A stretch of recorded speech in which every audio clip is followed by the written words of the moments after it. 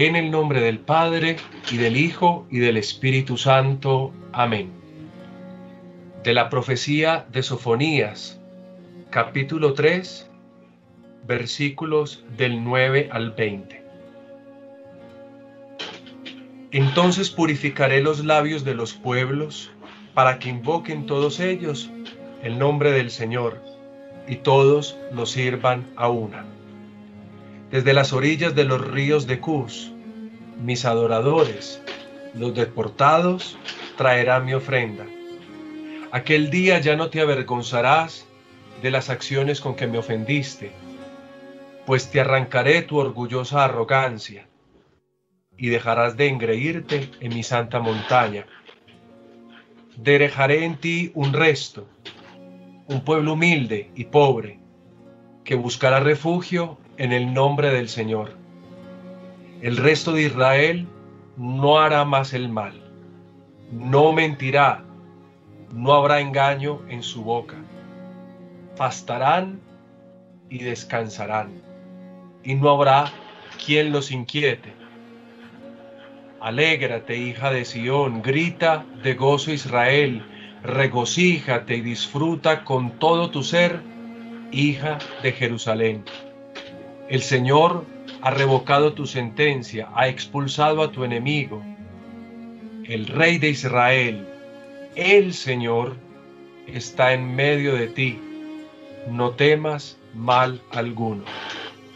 Aquel día se dirá a Jerusalén: no temas, Sión, no desfallezcas. El Señor tu Dios está en medio de ti, valiente y salvador. Se alegra y goza contigo, te renueva con su amor, exulta y se alegra contigo como en día de fiesta. Acabé con tu mal, con el peso de tu oprobio. En aquel tiempo me ocuparé de todos los opresores, salvaré los tullidos, reuniré a los dispersos, les daré alabanza y renombre a cambio de la vergüenza que pasaron. Cuando os haga volver, cuando os reúna, os daré renombre y alabanza entre todas las naciones de la tierra. Cuando cambie vuestro destino ante vuestros ojos, dice el Señor. Palabra de Dios, trono de la sabiduría, Espíritu Santo,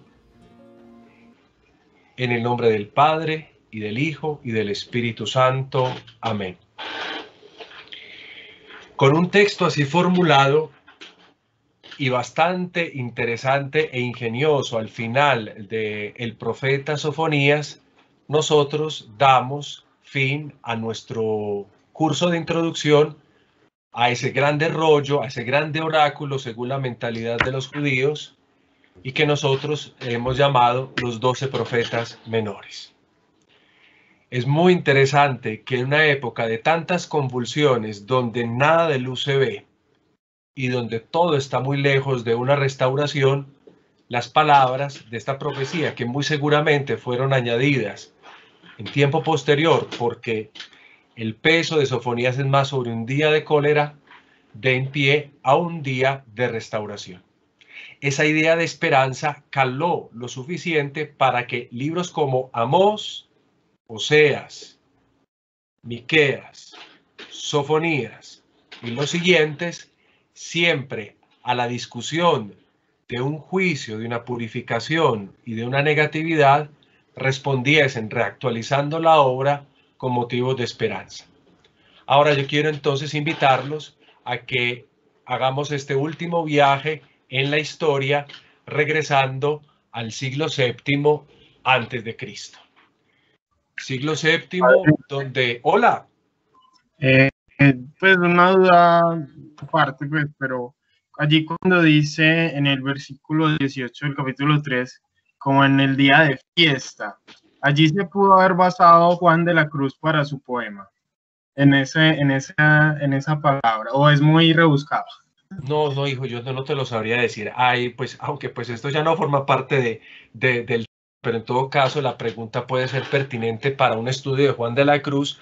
Habría que preguntar bien a los que hacen exégesis de las obras de Juan de la Cruz. Ahora, yo sé que Juan de la Cruz contemplaba mucho las Sagradas Escrituras, Cantar de los Cantares, por ejemplo, el Evangelio de Juan, y que citaba bastante estos textos.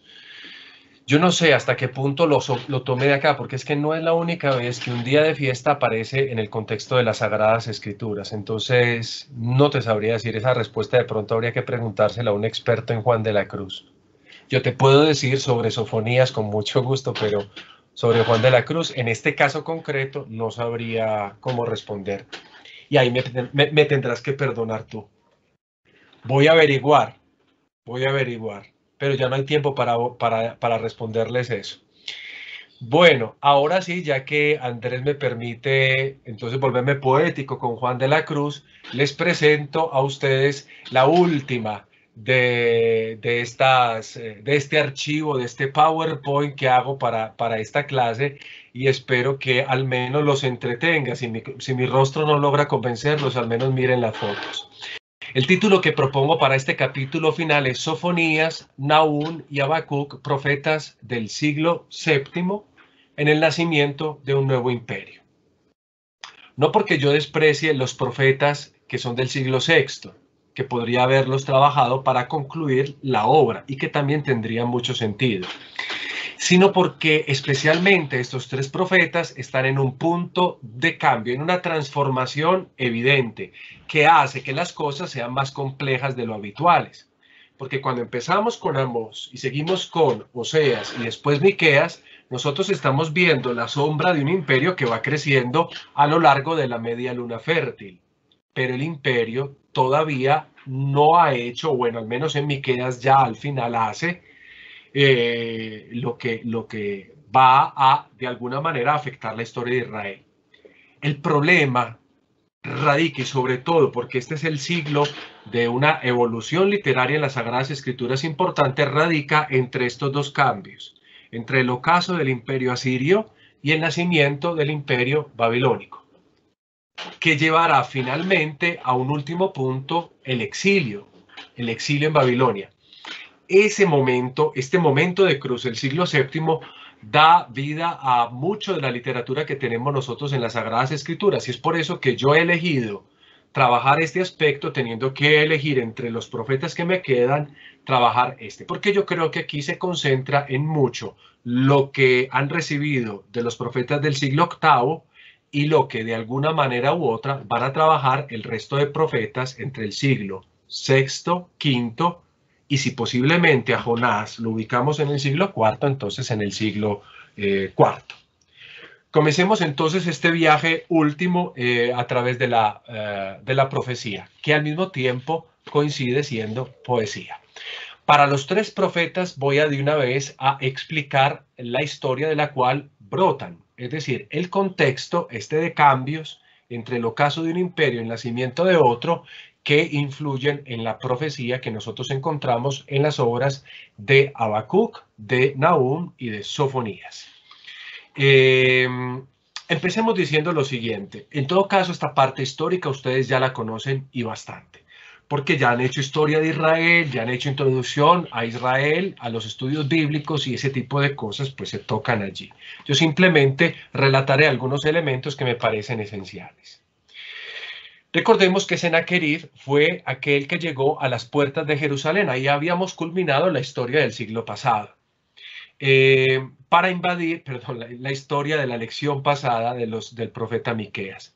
Cuando Sennacherib estaba a las puertas de Jerusalén a punto de invadir la ciudad santa, que en el entonces era gobernada por Ezequías, el rey, el último que gobernó mientras profetizaba Miqueas, estoy hablando más o menos del año 701, en que este rey que ven ustedes en esta imagen, en este relieve sentado en su trono, Sennacherib, que ya había conquistado alrededor de Jerusalén 46 fortalezas, eso no es cualquier cosa, Basta pensar en alguna serie de fortalezas. Si ustedes no conocen las fortalezas, bastan que googleen fortalezas de Israel para que vean cómo eran esas fortalezas de inexpugnables.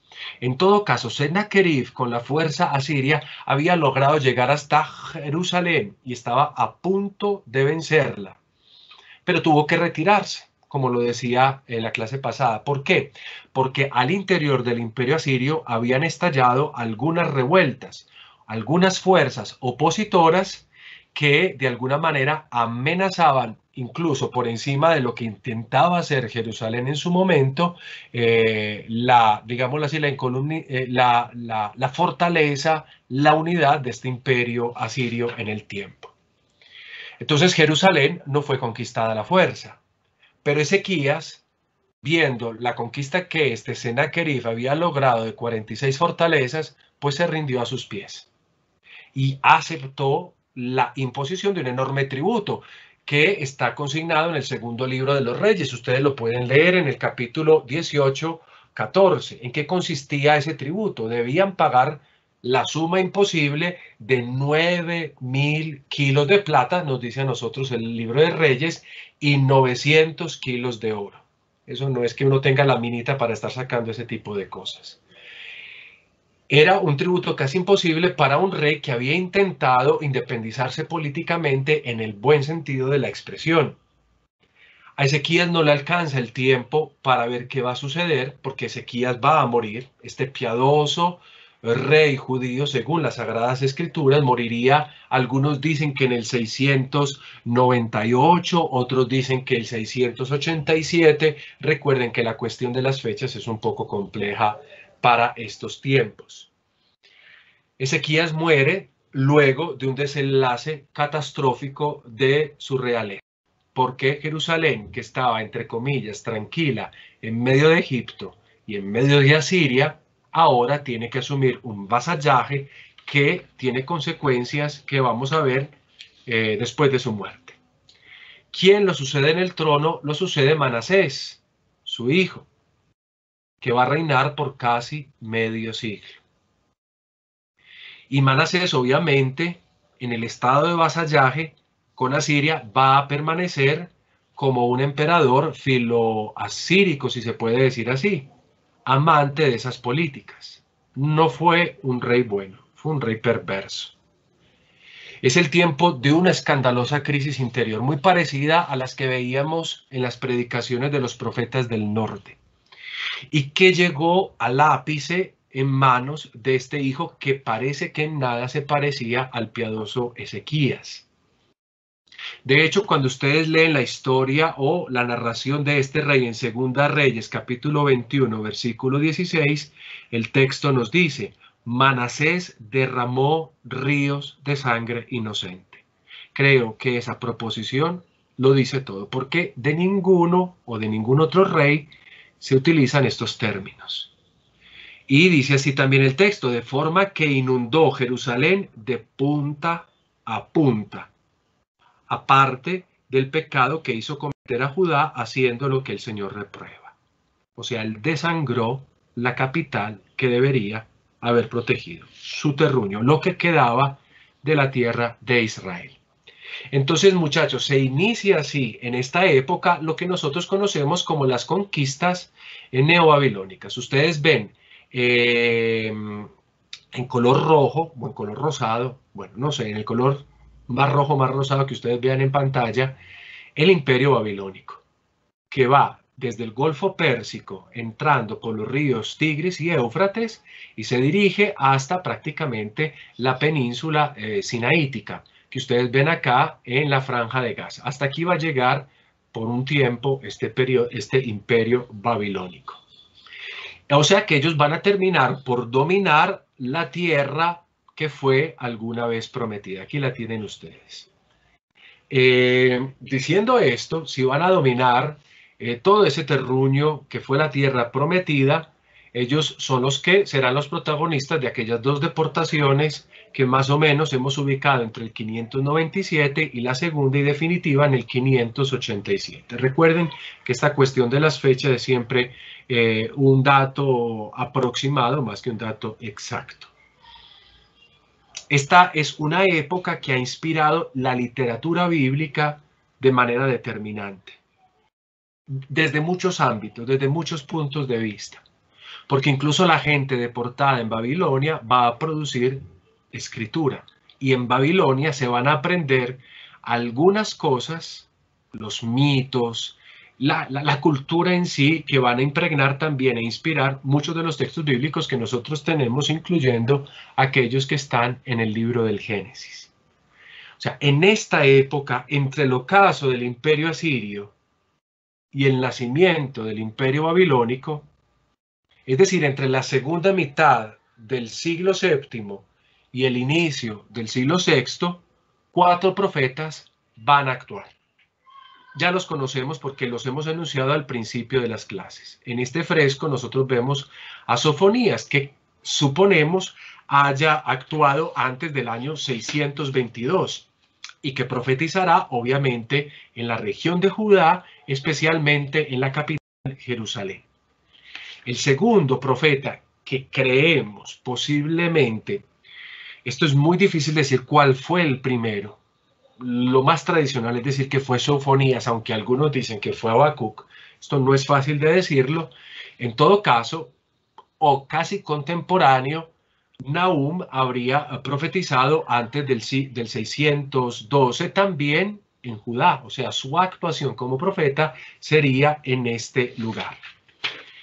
Maravillosamente, de este tiempo, un profeta que no nos compete, pero que ustedes ya han podido estudiar, Jeremías, que sabemos más o menos habría vivido entre el 600, habría actuado entre el 627 y el 584. Famoso por lo extenso de su obra profética, pero también por otras cosas. Y finalmente, el cuarto profeta. Hola. Estas fechas son aproximadas por los datos que el mismo libro ofrece, es decir, se ubican por los marcos temporales que el libro ofrece. Sí, por ese lado, y también por lo que los autores logran decir. Yo aquí trato de aproximar, porque si ustedes estudian los diferentes, por ejemplo, autores de estos profetas, se van a dar cuenta que ninguno coincide. Hay una serie de personajes que desgraciadamente yo no puedo exponer acá porque no se trata de historia de Israel, que se han vuelto determinantes en la exégesis bíblica. Casi todos son de cuño alemán, cuyas fechas de alguna manera u otra son muy utilizadas en los otros estudiosos de estos profetas. Sin embargo, todo sigue en el marco de la probabilidad. Y el problema no es la Biblia en sí, el problema es nuestra manera de hacer la cronología en el tiempo, tanto después de Cristo como antes de Cristo, porque el calendario nuestro, ustedes lo saben bien, tiene problemas. Por eso tenemos nosotros los años bisiestos. Entonces devolvámonos en el tiempo y tratemos de llegar a fechas específicas. Y aparte de todas las problemáticas además que hay en los libros, porque a veces los libros, por ejemplo, Nahum, nos dejan a nosotros con signos de interrogación. Nahum es una profecía que se podría aplicar a tantas situaciones que uno no sabe si creer que verdaderamente fue hecha inspirada en Nínive. Lo mismo pasa con Jonás. Todo lo de Jonás sucede en Nínive. Pero para lo que creemos desde el punto de vista literario, de la construcción de la obra, esta obra ya habría sido escrita cuando Nínive hace mucho tiempo habría sido derrotada por Asiria. Entonces sí, todo es siempre al margen de los textos bíblicos y al margen también de los estudiosos. Bien, el último profeta de este tiempo es Habacuc. Aquí tengo una escultura que se encuentra en la Basílica de San Pedro, una famosa escultura. ¿Ah? En la Basílica de Cosenza. Perdóname, hijo, gracias. Ay, pero por Dios bendito. La de David. Gracias, David.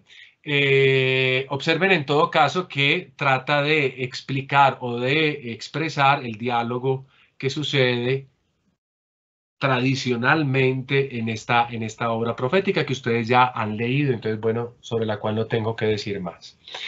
En todo caso, un personaje como el que ustedes ven acá, que ya conocen, que fue el último que pudimos estudiar, desgraciadamente, porque faltarían todavía personajes para analizar desde el punto de vista como escritores y estudiosos, famosos, clásicos y de renombre durante este periodo de la investigación, es este que ven acá, es ICRE, que llama la atención. ¿Por qué? Porque yo les decía a ustedes la vez pasada que Amós, Oseas y Miqueas escriben, pero que sus obras fueron reactualizadas. La pregunta es ¿cuándo? ¿En qué momento exactamente? Otra cosa sobre la que sí que les llama la atención es lo siguiente. Miqueas desaparece en un punto y el primero de estos profetas, que suponemos sea Sofonías, aparece casi 70 años después. O sea, ¿qué pasó en esos 70 años más o menos aproximados entre Miqueas y entre el profeta Sofonías? Algunos, como Sicre, afirman que es en este periodo en el que las obras de los profetas del siglo VIII habrían recibido lo que nosotros antes denominábamos como proceso de reactualización o el proceso de ampliación de las profecías. De hecho, miren lo que él dice. Él dice, la historia del profetismo no es solo la historia de personajes más o menos famosos. O sea, los libros proféticos no están hechos para hablar solo el de Amós, el de Oseas, el de Miqueas, el de Sofonías. No. Una labor importante que incluso es mayor para nosotros, la realizaron los discípulos y los seguidores que fueron reuniendo, comentando y actualizando los oráculos de su maestro, del respectivo maestro. Una labor callada, difícil, por tanto, de reconstruir, pero que no podemos olvidar. En esos 70 años de silencio entre Miqueas y el profeta Sofonías, parece, algunos creen, que se haría esta labor de actualizar, de comentar en manos de los discípulos de estos profetas que ya habrían dejado de actuar en medio de ellos. Bueno, en todo caso, tenemos esos 70 años oscuros que no sabemos qué pasa, y ahora sí continuemos con la historia para saber, después de esos 70 años oscuros, qué sigue sucediendo en el entorno de Israel. La muerte de Manasés, este rey terrorífico que inundó a Jerusalén en sangre, de esquina a esquina, como dice Segunda Reyes, marcó una época también de cambio. Muere Manasés, las cosas van a cambiar, aunque al principio no de la mejor manera. ¿Por qué? Porque al trono le sucedió su hijo Amón. Amón, hijo de Manasés, un muchacho de 22 años. Bueno, para la época este muchacho ya era un adulto, porque pues obviamente las coordenadas de edades son diferentes a como nosotros nos regimos ahora. O sea, un muchacho como ustedes, bueno, como algunos solamente de ustedes, de 22 años, que habría llegado a reinar y solamente reinaría durante 2 años, más o menos entre el 742 y el 740. Mucha atención porque muere asesinado. Pero aquí sucede algo bien interesante en Jerusalén, porque el pueblo que allí está se rebela contra los asesinos de Amón, el hijo de Manasés, y matan a los asesinos que asesinaron a Amón, y se nombran un nuevo rey que también es el hijo de Amón, que tiene apenas 8 años y que es un rey muy famoso para todos nosotros dentro de la historia de Israel. Estamos hablando de Josías. Esto de lo cual yo les hablo lo encuentran ustedes en el segundo libro de los Reyes, capítulo 21, entre los versículos 23 y 25. Josías entonces reinaría mucho tiempo, probablemente entre el 640, la muerte o al asesinato de su padre, hasta el año 609, cuya fecha es clave y que todo estudiante de historia de Israel o de la Biblia debe conocer. Bueno, de pronto ahorita recuerdo qué es lo que pasa en el 609. Tenemos entonces como rey a Josías, y prácticamente es este el contexto exacto en el que personajes como Sofonías, Habacuc y Nahum van a aparecer. Entonces nosotros tenemos que recordar de emparentar estos 3 profetas especialmente al reinado de Josías. El reinado de Josías va a coincidir al mismo tiempo con el declive del imperio asirio.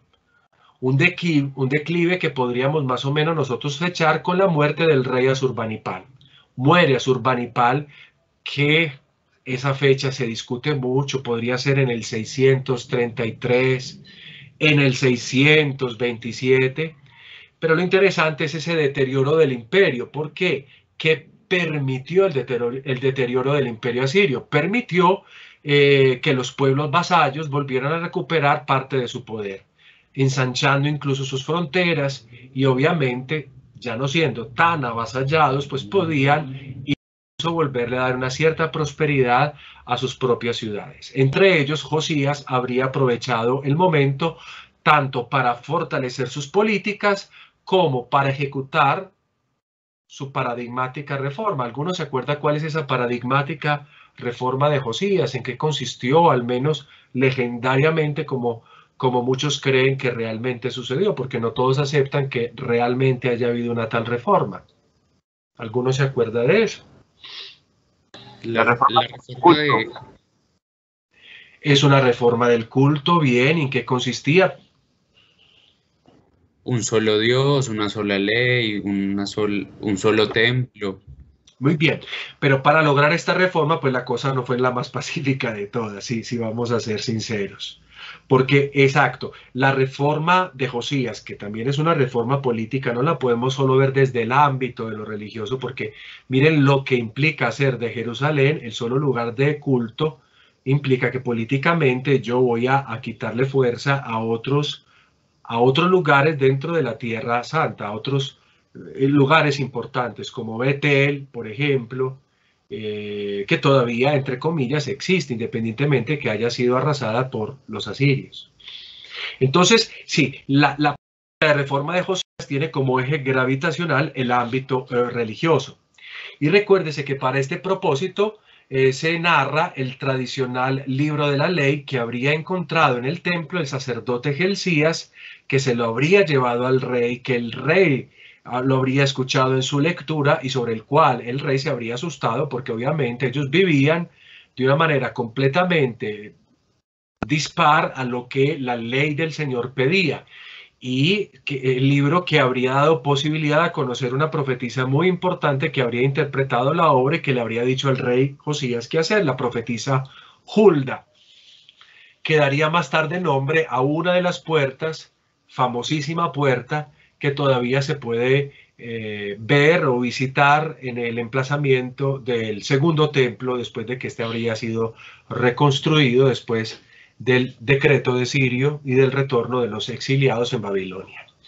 En todo caso, si es verdad o no es verdad, porque muchos dudan y muchos piensan que más bien esto sea algo legendario, si hay algo que es realidad. Josías tenía un espíritu reformista.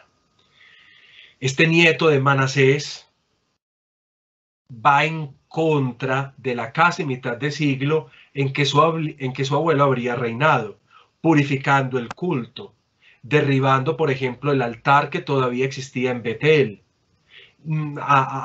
destruyendo el santuario que había construido Jeroboam. Recuerde que Jeroboam habría introducido un santuario a los cultos bálicos y que todavía existía y que era prácticamente el detonante no solo de la división del pueblo en norte y en sur. Recuerden que Jeroboam, como exiliado de Salomón, a la muerte de Salomón, divide prácticamente en su política emancipatoria al reino en norte y en sur, y pues obviamente funda un lugar de culto para hacer un poco competencia a la capital de Jerusalén, creada por David.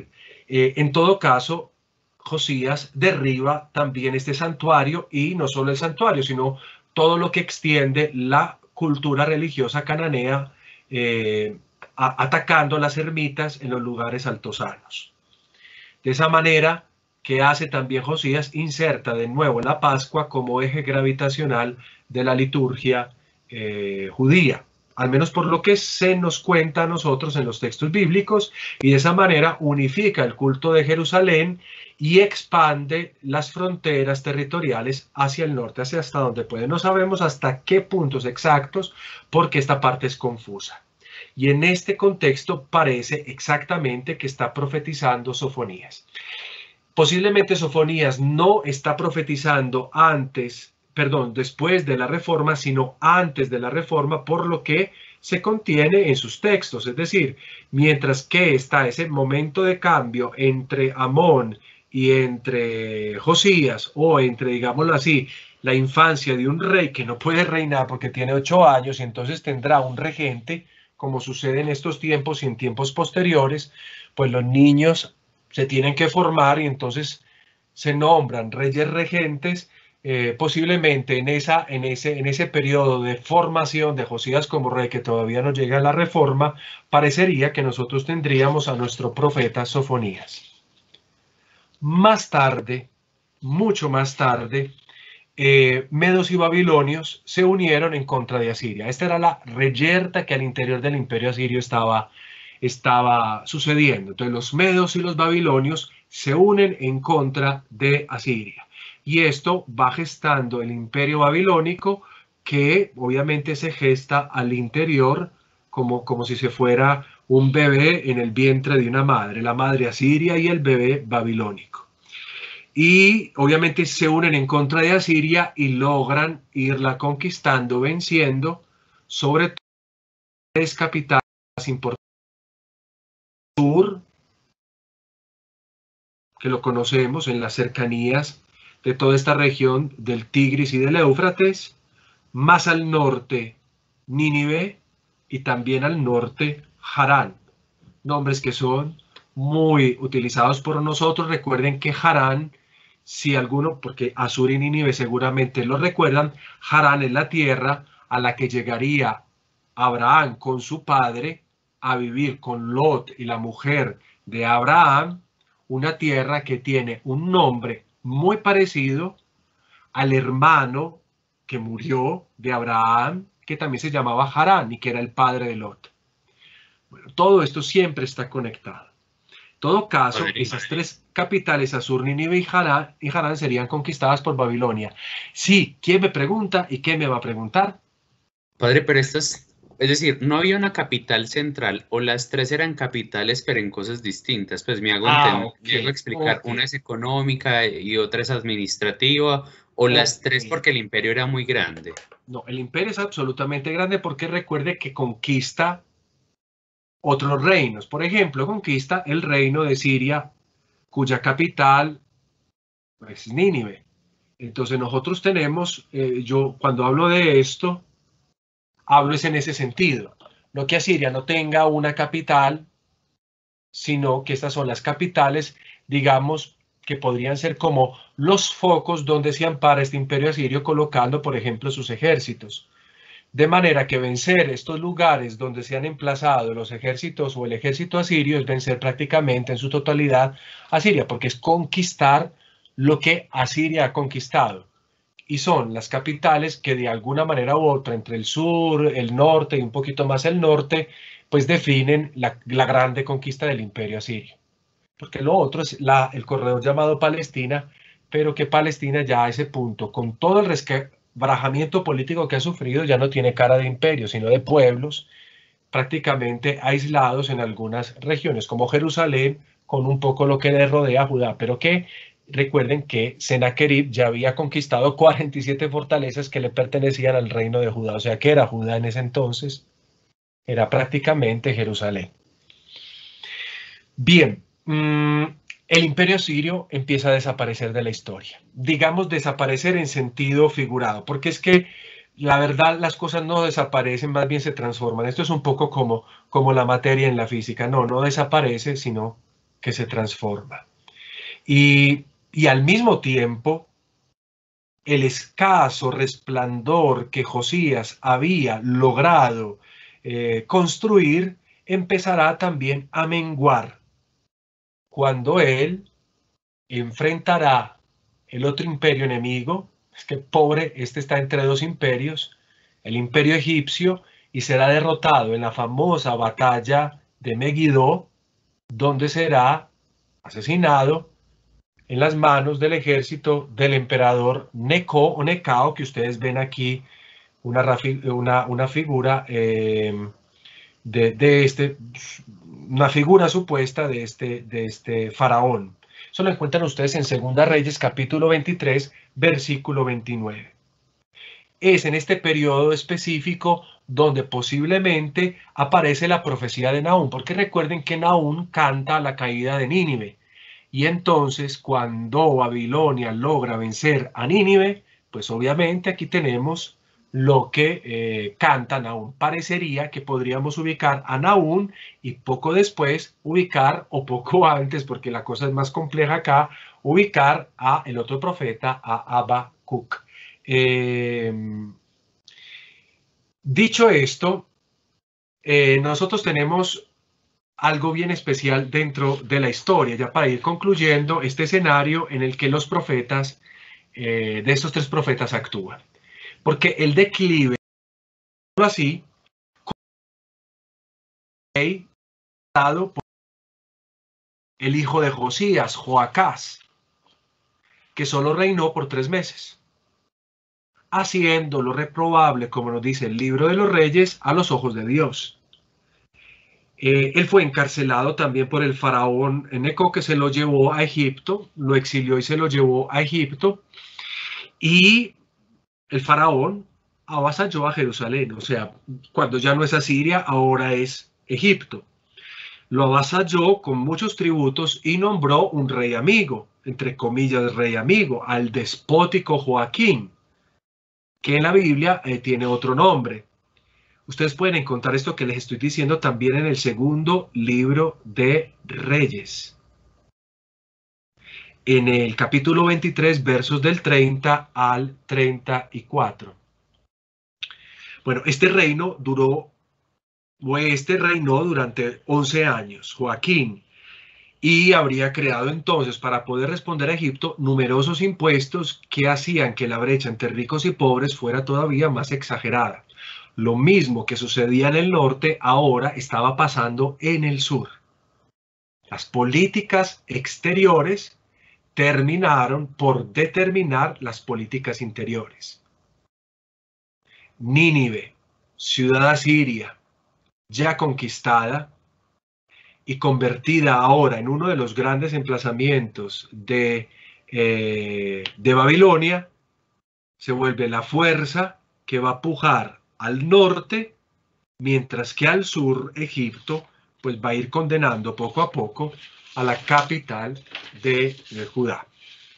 En el exterior, como les he dicho, nace el hijo de Nabopolázar. Nabopolázar es el rey babilonio que ha logrado hacer todas estas conquistas y que cuando se enferma, obviamente, viene prácticamente sucedido por su hijo, que se vuelve casi que general de sus ejércitos y que va conquistando en vez de su padre, y llega, por ejemplo, en esa conquista a Cárquemis, donde afrontará, Cárquemis es una fortaleza egipcia, y allí afrontará a Egipto. Con la victoria de Cárquemis, prácticamente Egipto tiene que retirarse, porque Babilonia logra ocupar grande parte del territorio que alguna vez le correspondía a Egipto. Ya sabemos quién es Nabucodonosor. Yo simplemente he querido terminar la historia porque ya mire que dejamos los contextos de los profetas. Yo quiero concluir la historia por una razón que me la van a de pronto entender al final. Nabucodonosor, recuerden que es el encargado de llevar a su esplendor al imperio babilónico a través de una campaña que es muy agresiva, que es expansionista y que no solo llegó hasta las puertas de Jerusalén. Babilonia obligó a este rey Joaquín, que había sido colocado en el cargo por el faraón Neco o Necao, obligó a Joaquín, muy a pesar de que Joaquín no lo quería hacer, a pagar tributos al nuevo imperio. Entonces imagínense este movimiento de tributos a una nación, de tributos a otra nación, cómo estaba descomponiendo a la Jerusalén pobre. Y años después de este despótico Joaquín, él mismo se negará al pago de los tributos, pues ya no lo querrá seguir haciendo, quizás porque no lo pueda seguir haciendo definitivamente, lo cual hace que Babilonia cree el sitio, el cerco en Jerusalén, más o menos hacia el año 598. En ese mismo momento, Joaquín muere de forma que se desconoce, o bueno, no se desconoce, sino que no se sabe exactamente cuál fue. Si yo leo Segunda Reyes, capítulo 24, versículo 6, Segunda Reyes 24, 6, allí se dice que murió el rey de muerte natural. Pero si leo a Jeremías, que es de esta temporada, capítulo 22, versículo 19, se dice que son los adversarios políticos al interno de la capital quienes asesinaron al rey Joaquín. Y en cambio, el segundo libro de las Crónicas, capítulo 36, versículo 3, dice que quien lo asesinó fue Nabucodonosor y sus huestes babilónicas. ¿Cómo fue el chisme? En todo caso murió. A ese punto llegamos. No podemos decir nada más. Y esto es lo que va a finalizar este reino. Porque a la muerte de Joaquín reinó Jeconías durante solo 3 meses y es en ese reinado que sucede la primera deportación, en donde también Jeconías es deportado y sustituido por un rey de nombre Matanías, o que conoceríamos nosotros con otro nombre, porque Matanías fue cambiado, Nabucodonosor le cambió el nombre a Sedecías, el último rey en el sur que habría ejercido su cargo desde el 597 después de la muerte de Jeconías hasta ser deportado más o menos en el año 586, como nos lo cuenta el segundo libro de los Reyes en el capítulo 25 entre los versículos 1 al 7. Por un tiempo Sedecías paga tributo a Babilonia, pero llega un punto en que también este se tiene que negar, más o menos en el 587, año en que Nabucodonosor declararía de nuevo la guerra a Jerusalén. ¿Cómo? La asedia, algunos dicen que por año y medio, otros dicen que por 2 años y medio, la extenúa, todo ese tiempo logra vivir Jerusalén gracias a el rey piadoso Ezequías, que ya está muerto, pero Ezequías había construido un acueducto que todavía hoy se puede visitar en Jerusalén. Ustedes lo pueden recorrer. Y gracias a ese, gracias, sí, dime. Padre, es que tenemos una duda, que usted ha dicho que pagaba tributo, entonces estamos como confundidos desde ahí. ¿Qué los confunde desde pagar tributos? ¿Qué es lo que nos confunde para saber qué respondo, hijo? O sea, que Jeconías pagaba tributos. Jeconías va a llegar a un punto en que se va a negar, que no va a querer pagar más tributos, pues por la situación que están viviendo ellos. Cuando éste deja de pagar tributos, Nabucodonosor viene e invade Jerusalén. En la invasión de Jerusalén, obviamente Nabucodonosor cambia rey. Y el rey que cambia es este del que yo estoy hablando, Matatías, al cual le cambia el nombre de Sedecías. También él reinará por un tiempo y llegará un momento en que no va a poder pagar más tributo porque es imposible seguir pagando tributos. Y entonces es cuando viene la última deportación. Y esta última deportación que implicó primero el asedio de Jerusalén, Nabucodonosor en el 587-86 llega a las puertas de Jerusalén, la sitia quizás por año y medio, por 2 años y medio, y la extenúa. Ahí más o menos iba yo. ¿Es eso lo que me estás preguntando, Didier, o no? Sí, padre, sí, sí. Ok. Ok. Bueno, yo sinteticé la síntesis pues anterior. Me salté incluso los datos que había dado anteriormente, pero un poquito para hacerlo más estrecho y llegar a este punto que es el de los más esenciales dentro de nuestra historia. Gracias a Ezequías, que ya había muerto hace tiempo, que había construido un acueducto que decía yo, pueden ustedes todavía visitar en el día de hoy, y donde se encontró una pequeña inscripción que constataría la existencia de este rey, aparte de los trazos bíblicos que encontramos en la literatura sobre él, en la literatura bíblica. Ezequías habría hecho el acueducto por el interior de la ciudad, de manera que la ciudad ante un ataque pudiese sobrevivir porque tendrían agua de una fuente que emana desde la cúspide de Jerusalén del Ofel y que desciende hasta lo que nosotros conocemos hoy como la piscina de Siloé. Jerusalén estaría llena de piscinas. donde la gente podía llevar a las ovejas, a los animales y ellos mismos también tener agua. Entonces, durante año y medio, quizás 2 años y medio, como algunos dicen, habría logrado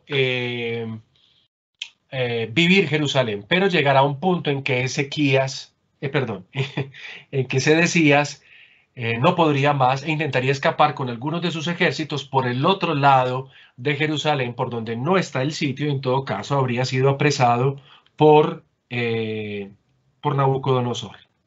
La muralla fue derruida, nos cuenta a nosotros el libro de los Reyes.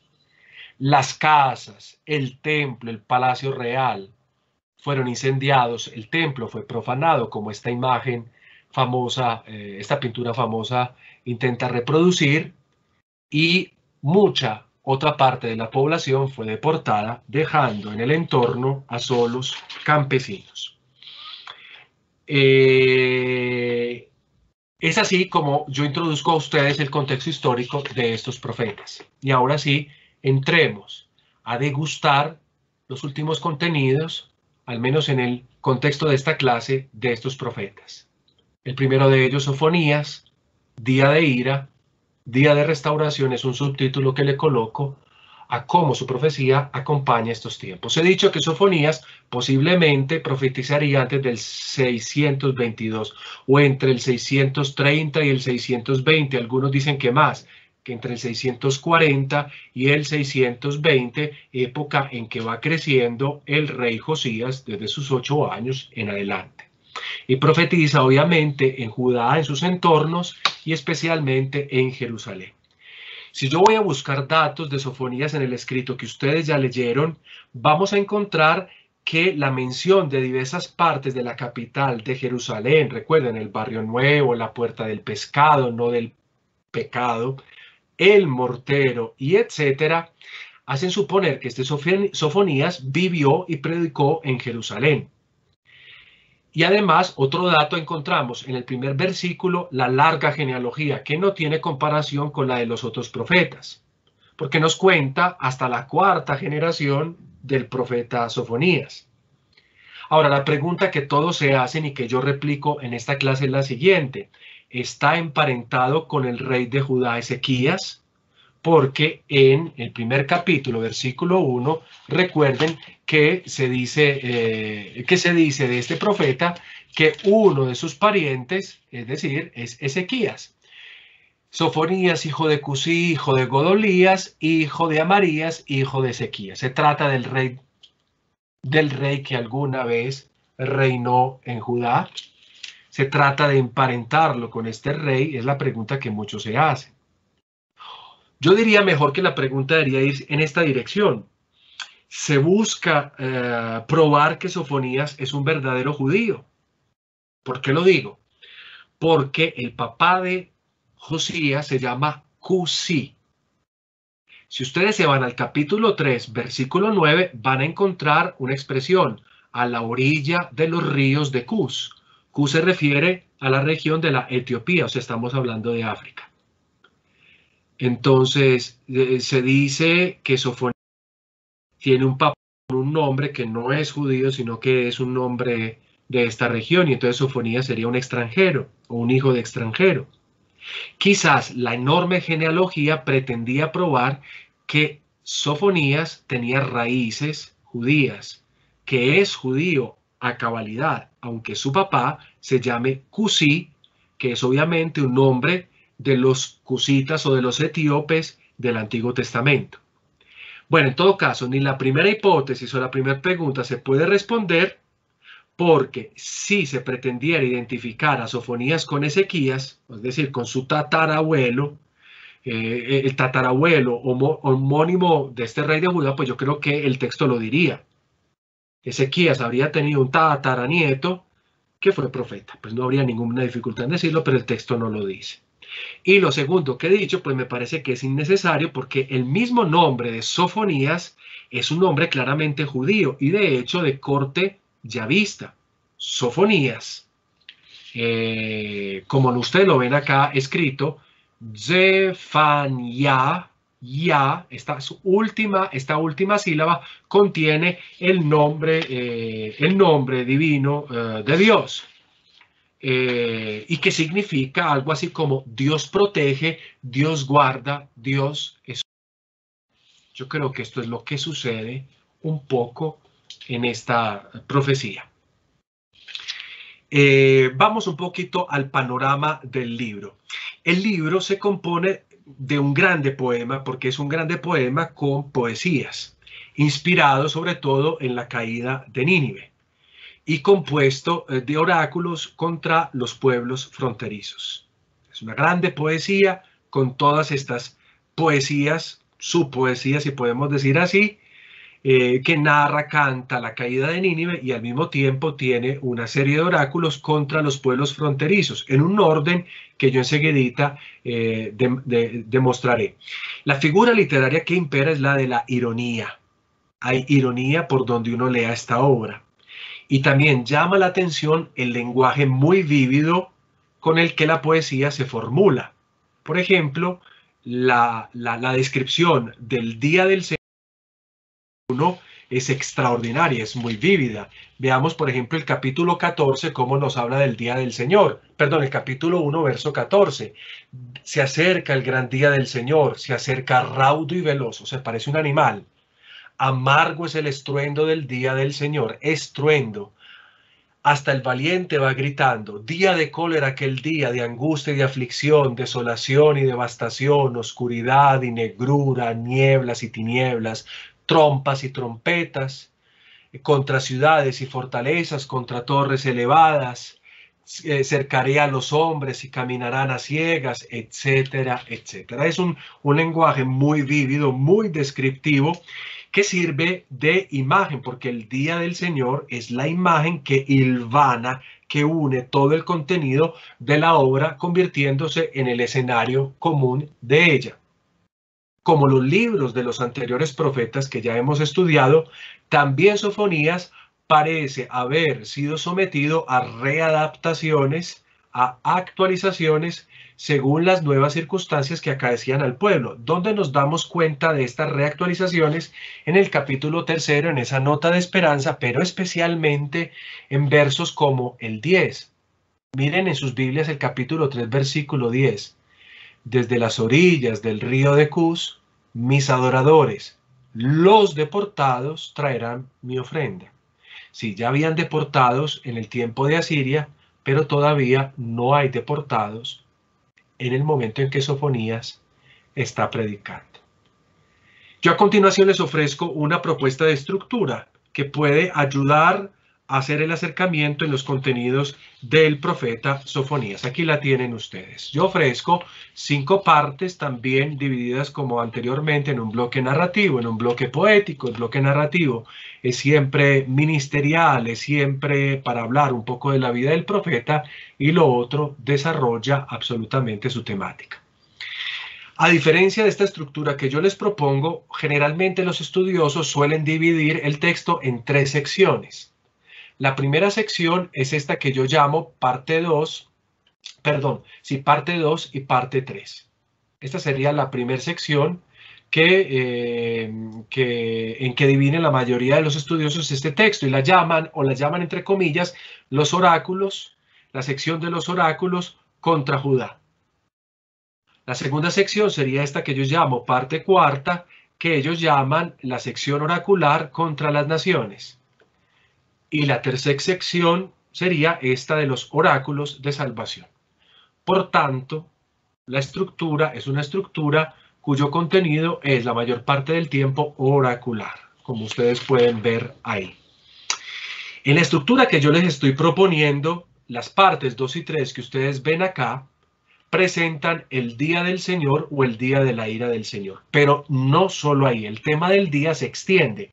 En pantalla ustedes pueden ver los versículos donde se hace mención del día, o de cólera, o de ira, o simplemente aquel día, o ira, o día de la esperanza. Ahí está siempre las menciones del día. O sea, el día es un concepto que hilvana la obra, que la une en un escenario extraño, de contrastes, pero es escenario común.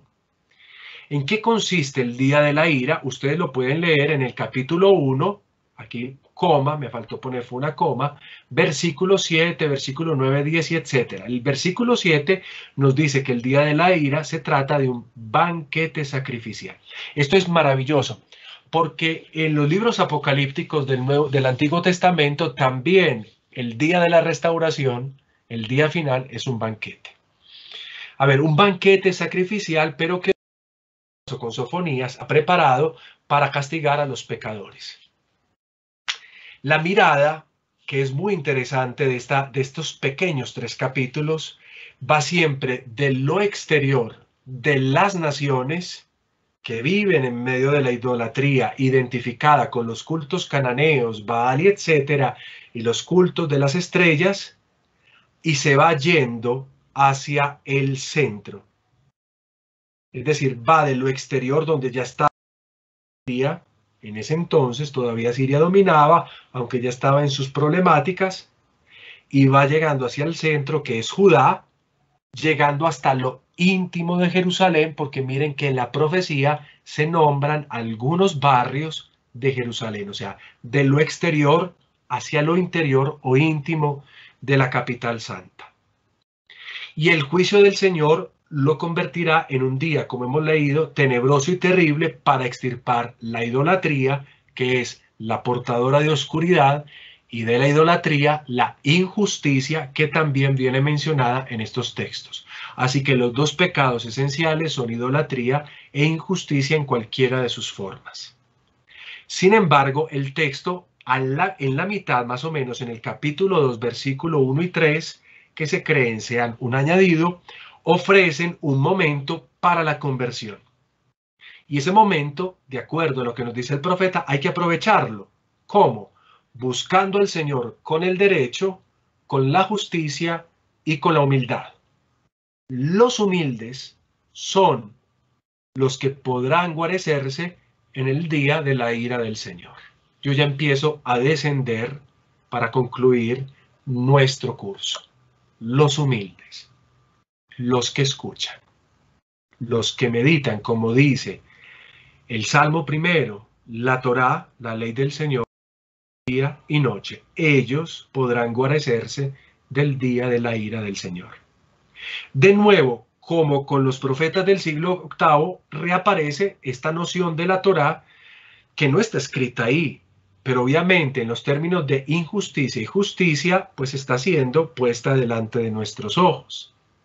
La Torá que hace bienaventurado al hombre que la practica, que la encarna. También entonces Sofonías observa un panorama oscuro, pero allí abre un camino de luz para que los injustos vuelvan a ser justos.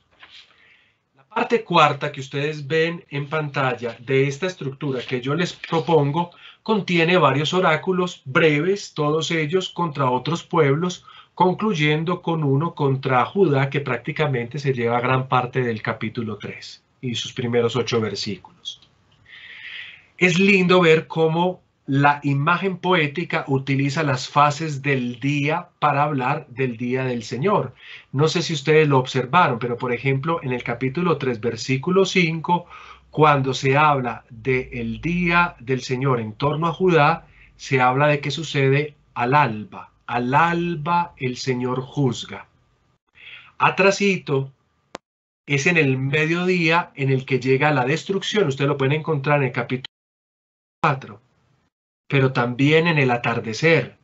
En el capítulo 2, verso 7, se dice que al atardecer se retira el resto a descansar en las ruinas.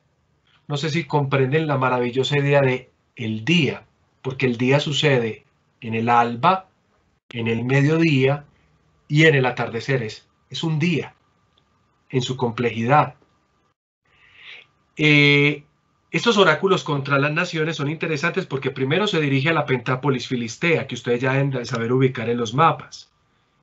Se dirige después a Moab y Amón, que deben saber también ubicar en los mapas, porque son lugares ya citados, por ejemplo, en Amós. Y a Etiopía, o Cus, como la llama el texto bíblico, y sobre todo a Asiria. Todas estas naciones atraen las miradas del profeta. ¿El resultado cuál es? todo va a ser desolado. Y alguno de ustedes me diría, ¿qué es este padre que se pone o qué es este profesor que se pone a preguntarnos cada vez que entramos a estudiar un profeta, a preguntarnos cuáles son los animales, cuáles son las metáforas y este tipo de cosas? Porque son los animales, por ejemplo, en este caso, como en los anteriores profetas, los que van a ser utilizados para hablarnos a nivel de metáforas, obviamente, de lo que significa la desolación. Todo será desolado. Las metáforas con los animales van a recrear el ambiente de una media luna fértil arruinada en la soledad, sin personas, pero sí con animales. Las tierras asirias, las naciones que en otrora eran saqueadoras y enemigas del pueblo de Dios, se convierten en refugio de animales. Por ejemplo, los animales del campo, nos dice el texto bíblico, se acostarán sobre Nínive como si se tratase de un campo para pastar. Se nos dice también que la lechuza y el búho habitarán entre los capiteles de los palacios, y un animal simpático como estos, el cuervo, canturreará en las ventanas y los umbrales. Recuerden que el cuervo es un animal omnívoro y también a veces carroñero. Y si es carroñero, come de la muerte. Esto es en lo que se va a convertir las naciones, en lugares de lechuzas, de cuervos, de animales que comen de la muerte. Y que, como ven ustedes aquí en la abajo, el oráculo se dirige a Judá, que es tachada de impura y tiránica. Este oráculo, a su manera, describe la realidad interior. Ya hemos descrito con Sofonías la realidad exterior, ahora vamos a la realidad interior. Allí donde está la puerta del pescado, allí donde está el barrio nuevo, que ustedes pueden encontrar en diferentes plantas de la ciudad que se han hecho en esa época, que se han hecho sobre esa época. Y es muy interesante porque si se utilizaron animales para describir la realidad exterior, ahora se van a utilizar animales para describir la realidad interior. Es decir, el poeta, que es profeta, utiliza imágenes zoomórficas para hablar del pecado interior. Los jefes, por ejemplo, nos dice, son leones rugientes. Y los jueces, lobos que devoran todo. Es así como se concretizan las denuncias de los profetas del siglo VIII en Sofonías. Sofonías, como Amós, Oseas y Miqueas, también denuncia contra los jefes, los jueces, los profetas, y no podían faltar los sacerdotes.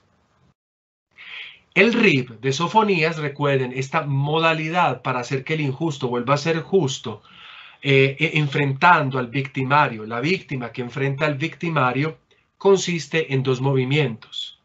Primero, que Judá vea el fin de las naciones injustas para que vuelva por el camino de la justicia. Judá es testigo de lo que pasa afuera.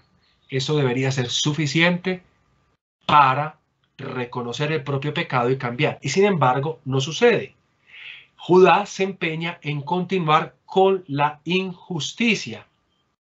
Para ella, entonces, y para el resto de las naciones, va a ocurrir el día que lo consume todo, como nos dice a nosotros el capítulo 3 en su versículo 8.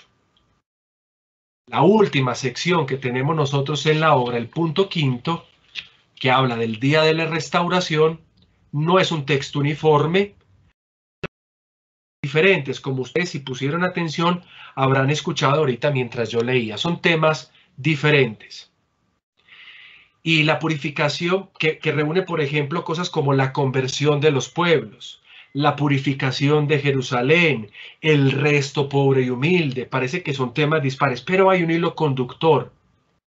El hilo conductor es aquel de el tono de alegría, porque el tirano deja paso al rey, pero el rey no es un rey, es el Rey, es Dios, como ustedes habrán escuchado en el capítulo 3, versículo 15. El Rey de Israel, el Señor, está en medio de ti.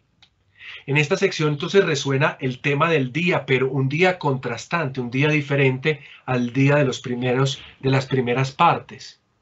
La presencia del Señor en Jerusalén, su actividad de guardar, de recostar ese resto de pobres y de indigentes, caracteriza cómo Dios vuelve a traer al injusto por el camino de la justicia. Y lo más interesante es que cuando lo hace, los pueblos abren y cierran su corazón a esta experiencia del Señor, porque ya no se trata solo de Jerusalén, sino de todas las naciones. Los versículos 18 al 20 de este capítulo, pues se creen que son añadidos posteriormente. Algunos dicen que haya sido añadido para recrear esta imagen del buen pastor que, por ejemplo, Miqueas habría situado en su obra. Pero bueno, no es lo interesante es que la obra nos ha llegado así. Yo quisiera ir concluyendo tomando unos elementos que dije ahorita sobre la historia de la cual brota este libro, para que lleguemos a un punto final y a una conclusión. Ya hemos dicho que ubicamos la actuación de Sofonías en la época de Josías, y no tenemos razón alguna para dudarlo, incluso si algunos estudiosos así lo han hecho. Admitimos que la predicación de Sofonías encaja muy bien en la primera parte del reinado de Josías, donde las políticas de sus predecesores, de sus antepasados, pues eran menos que crueles. No hay asomo, por ejemplo, en esta profecía realmente de la decadencia siria, sino una posible descripción de lo que pasaría después en esos pequeños textos que se fueron añadiendo. No se menciona en esta obra la reforma de Josías, por ejemplo. Y entonces ubicamos esta experiencia de Sofonías en los primeros años, quizás 640, 620 antes de Cristo. Esta es una época de sometimientos a las naciones y es por eso que esos sometimientos quedan bien reflejados en el giro de esos oráculos de la obra. Recuerden que la reforma que había empezado Ezequías supuso simplemente pues un breve sueño de restauración que habría sido acabado por el largo reinado de Manasés, el hijo de Ezequías, que pesa como una piedra imposible de cargar y de la cual deshacerse. Las costumbres extranjeras tomaron carta de ciudadanía, se hicieron ciudadanas del pueblo de la alianza. Entonces, en el pueblo de la alianza se practican culto a los astros, idolatría, hay apostasía, pero no solo, hay también violencia, hay también crímenes, hay también corrupción. Los opresores existen. Y esta es la imagen de una Jerusalén en la que algunos han llegado a decir el Señor, como dice el capítulo 1, versículo 2, ojalá lo puedan señalar, miren lo que dicen, en una época tan importante, tan religiosa, esto es lo que dicen algunos, capítulo 1, versículo 12. En aquel tiempo registraré con lámparas a Jerusalén y pediré cuenta a los hombres que se sientan sobre las heces y dicen en sus corazones, el Señor no hace ni el bien ni el mal. Esto es un axioma en el día de hoy agnóstico. Existe Dios, pero no hace ni lo uno ni lo otro. Y concluimos. ¿Cuál es la denuncia y la teología? Muchachos, la predicación de Sofonías camina rodeando la media luna fértil hasta llegar a Jerusalén. Inspiradora de todas sus letras, porque la musa del profeta Sofonías es la capital. Ofel de Sión, como la llamaba Miqueas, Jerusalén. Jerusalén debería ser el baluarte de la justicia, ese resto justo que ilumina ante un mundo muy oscuro, pero realmente Jerusalén no fue eso. De hecho, esas denuncias que he dicho, que se extienden desde el pecado de la idolatría, que ustedes encuentran, por ejemplo, en el capítulo 1, versículos del 4 al 5, o en el capítulo 3, versículo del 1 al 2, van hasta la injusticia, que también está denunciada en el capítulo 1, versos 12 al 13, y en el capítulo 3, versículo 14. Pero esos no son los únicos pecados del pueblo. Aparece un nuevo pecado que se podía intuir en los otros profetas, pero que aquí ya tiene un nombre particular. Hay una fuerza que sostiene como pilar tanto la idolatría como la injusticia, y esa fuerza la llamamos la arrogancia. Si hay un pecado denunciado a lo largo de las Sagradas Escrituras y que las unifica en un solo hilo, es la prepotencia, la altivez, la arrogancia. El hombre justo no transita por el camino de la arrogancia. Ustedes pueden encontrar esto que yo estoy diciendo en el capítulo 2, verso 10, y en el capítulo 3, verso 11. Pese a que Dios actúa con justicia, los pueblos no quieren decidirse por la justicia. Esta es la arrogancia. Y por eso la reflexión del poeta denuncia el mal, este es el segundo rib, el mal de las políticas externas, que es arrogante, y aquel de las internas, creando así lo que yo llamo una poesía de las oposiciones. ¿Cómo así? El rib para atraer de nuevo a la justicia esta poesía de oposiciones, porque en el día de la cólera, la destrucción de todo hombre y de toda tierra culminará en el castigo de Judá. Esto es el día de la cólera. ¿Cuál es el contraste? El día de la restauración, en el que Jerusalén, como nos dice el capítulo 3, se convierte en el culmen de la conversión de los pueblos. Y no solo, porque también el día, en sus dos caras, de cólera y de restauración, no solo es el tema teológico y el escenario de estos días. Yo me atrevo a hablar de un tercer día, el día de la alegría, obviamente, que no es solo la restauración de un lugar, de un imperio o de un reino, sino de un día diferente. Jerusalén es el lugar de algo más. El teológico importante de esta obra es el tema del resto que queda, de la humanidad que queda. Pero ¿cuál es la humanidad que queda? Los israelitas que quedaron después de los desplazamientos. No. El resto es el escenario de estas poesías. Y yo creo que, aunque el resto ya lo vemos en Amós, un poco pintado en Oseas y en Miqueas, aquí en Sofonías alcanza su cumbre en la exposición, porque el resto es el escenario espacial donde la salvación de Dios se va a depositar. Ese resto además tiene su propio escenario físico, Jerusalén, el lugar del que puede fundarse el acontecimiento salvífico del mundo. No es extraño que en un libro como el Nuevo Testamento reaparezca Jerusalén como lugar donde se funda el acontecimiento salvífico.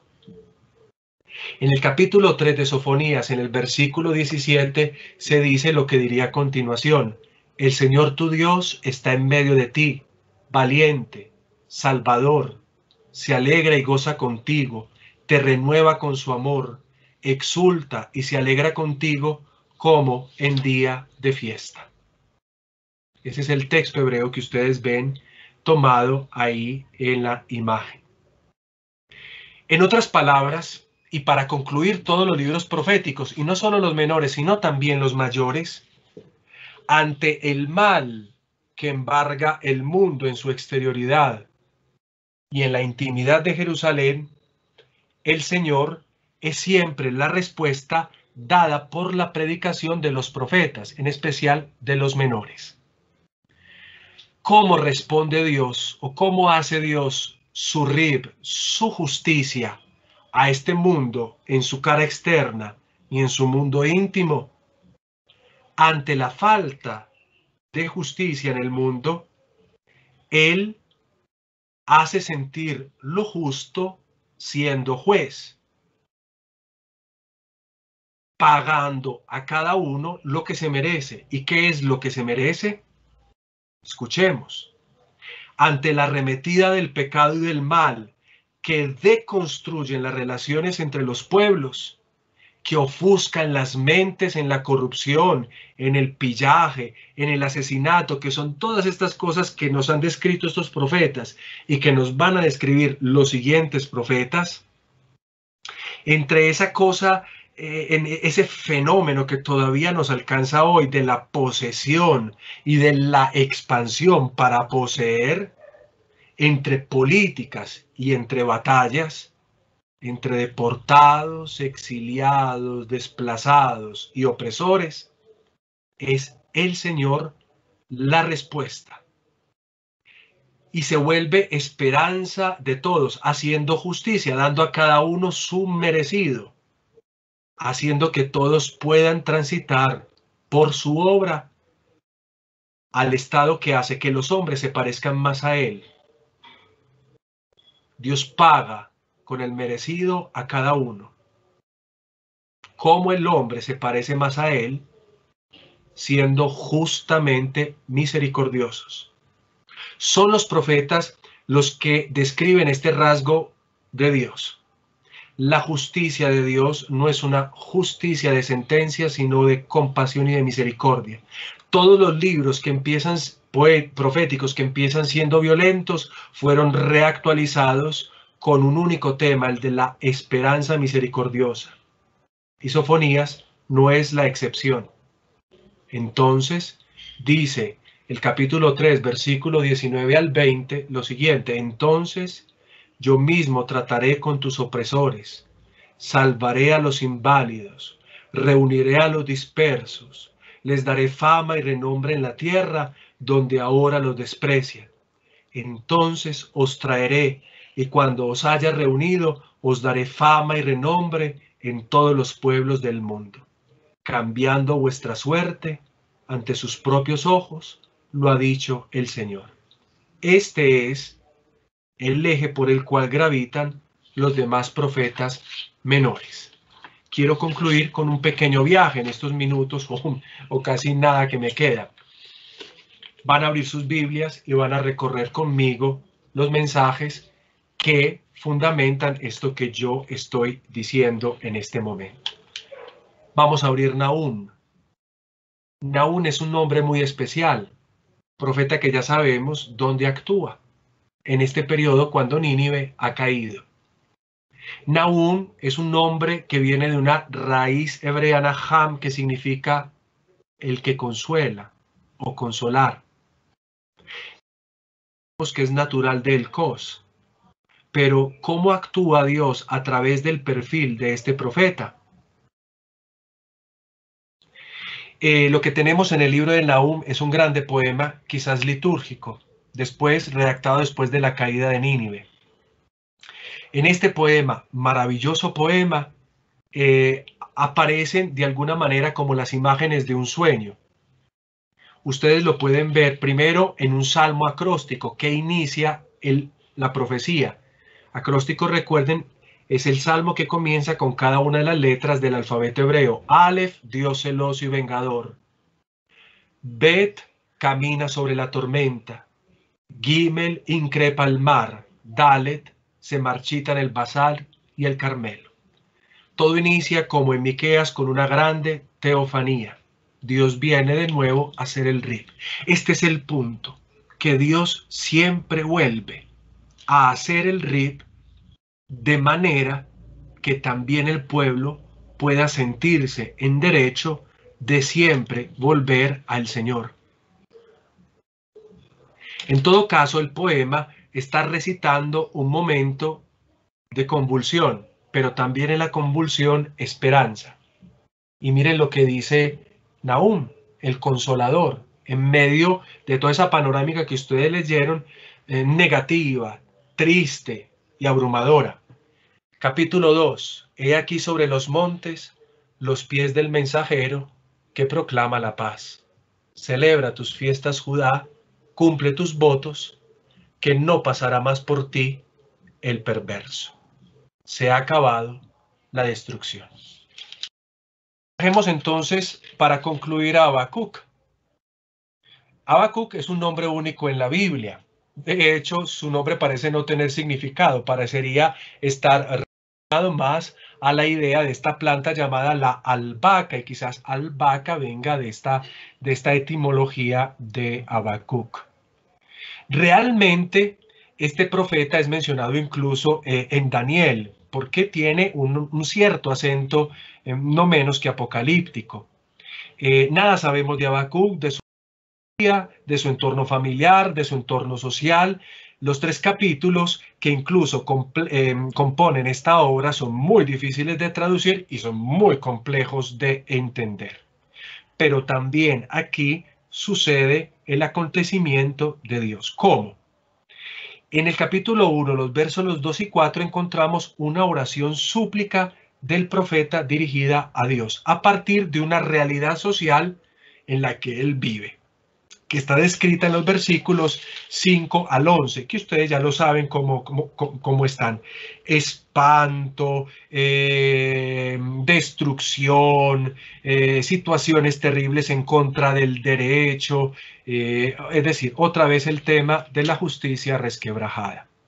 Pero lo interesante es que Habacuc también compone una especie de salmo al final, el capítulo 3, donde de nuevo con una teofanía cósmica aparece la experiencia de Dios en medio de la dimensión humana.